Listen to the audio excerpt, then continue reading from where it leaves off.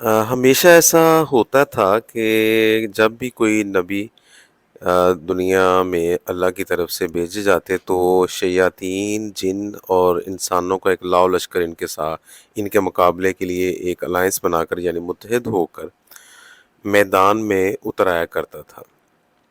Front line میں ان کی طرف سے انسان مقابلہ کرنے کی کوشش کرتے اور دوسری تیسری صف میں شیاطین جنات غائبانہ حالت میں پہلی صف میں موجود انسانوں کی مدد کیا کرتے۔ یہ جنات شیاطین عام انسانوں کے ذہنوں میں شکوک شبہات ڈالا کرتے، جبکہ ان کے ساتھی انسان اللہ کے نبی کے بارے میں ہنسی مذاق اڑایا کرتے، الزامات لگاتے، انبیاء کی طرح طرح کی اذیتیں دیتے، تکالیف پہنچاتے، بالکل آج کے انسانوں کو گمراہ کرنے والے روشن خیالوں کی طرح سائنسی توجیحات پیش کر کے اپنے زمانے کے بہترین انسان کو جھٹلایا کرتے۔ اس زمانے میں بھی بینسے موچی روشنی ہوا کرتے تھے جو کہ مختلف ناموں چہروں کے ساتھ الگ الگ طرح کے ہتھ کنڈوں سے اللہ کی آیات انبیاء کرام کی مقدس محترم معصوم شخصیات پر کیچڑ اچھالتے، برا بلا کہتے، مذاق اڑاتے۔ انبیاء کے لیے یہ ایک بہت بڑا امتحان ہوتا تھا۔ ان کے مخالفین ان کو دو طرح سے جھٹلانے کی کوشش کیا کرتے، ایک تو یہ انبیاء کی شخصیت اور معمولات زندگی چونکہ عام انسانوں کی طرح ہوتے تھے، عام انسانوں کی طرح دکھ، درد، تکلیف، بھوک، پیاس، بیماری، پریشانی کا سامنا کیا کرتے تھے، اور ان کے مخالفین ان کو جسمانی اذیتیں دیتے تو عام انسانوں کی طرح ان کا خون بھی بہتا، ان کو درد بھی ہوتا، اور جس پر ان کے مخالفین ہنسی اڑاتے کہ دیکھو اگر یہ اللہ کا نبی ہوتا اور اللہ اس کے ساتھ ہوتا تو اس کا خون کیوں بہتا، اسے کیوں درد ہوتا، اور یہ اپنے اللہ سے کہہ کر ہمارا نقصان کیوں نہ کرواتا، عام انسانوں کی طرح اس کو موت ملتی۔ یہ نعوذ باللہ اس طرح کی غلط بیانی یہ لوگ کرتے۔ دوسرا یہ کہ اگر انبیاء ایک نبی ہونے کے طور پر اللہ کی طرف سے عطا کی گئی قوتوں کا عملی مظاہرہ کا اظہار کی کوشش کرتے تو یہ انسانوں کو ان کی پیروی کرنے سے روکنے کی کوشش کرتے اور کہتے کہ یہ تم جیسے عام انسانوں سے الگ ہے، جیسے یہ اپنے رب کی عبادت کرتا ہے ایسا تمہارے لیے ممکن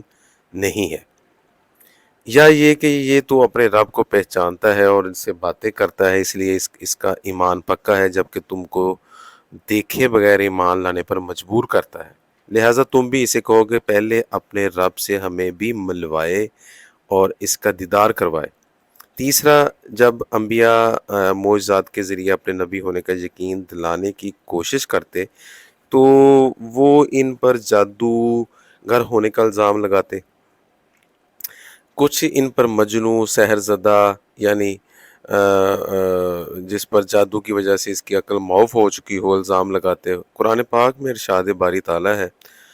سورہ ذریات میں کہ اس طرح ان کے پاس اس سے پہلے جب بھی کوئی رسول آیا تو انہوں نے اس کو ساحر اور مجنون کہا، یعنی ہر نبی اور رسول پر اس طرح کے الزامات لگائے گئے۔ سورہ ایک اور جگہ پہ اللہ تعالیٰ کا ارشاد ہے کہ تصور کیجئے کہ ظالم یہ کہتے ہیں کہ تم تو ایک سحر زدہ آدمی کی پیروی کر رہے ہو، اور اسی طرح ایک اور دیگر جگہ پر اللہ تعالیٰ کا ارشاد ہے تو فرعون نے اس سے کہا کہ اے موسیٰ علیہ السلام میں تو تمہیں سحر زدہ گمان کرتا ہوں۔ قوم صالح حضرت صالح علیہ السلام کے بارے میں ایک اور مقام پر ہے کہ انہوں نے کہا کہ آپ تو جادو زدہ ہیں۔ سحر کو قرآن مجید شیطانی عمل قرار دیتا ہے اور احادیث رسول اللہ صلی اللہ علیہ وآلہ وسلم میں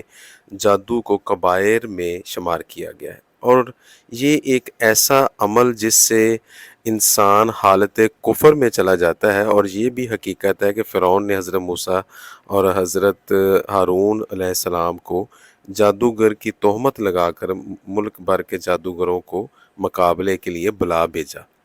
لیکن مقابلے کے بعد جادو اور سچائی کی حقیقت کو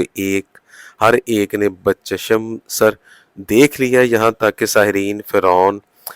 جو کہ مقابلے سے پہلے انعام کے طالب تھے اب توبہ کر کے اللہ کے حضور استغفار کرنے لگے، اور پھر فرعون کی کوئی دھمکی بھی ان سے ان کے ایمان کو نہ چھین سکے۔